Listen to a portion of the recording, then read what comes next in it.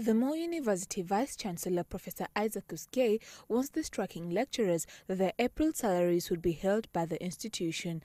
Moi University becoming the first university to take action in the 43 days of the industrial action. Professor Uskay also warns the staff that their action would also lead to disciplinary action as the strike was no longer protected. Despite a court ruling issued last week on Friday, UASU and KUSU have remained defiant that they would only return to work once negotiations on the 2017-2021 CBA with the government was concluded. Appearing before the National Assembly's Committee on Education, UASU officials maintained that they would continue to stay out of lecture halls. In the meantime, we engage in meaningful and effective negotiations.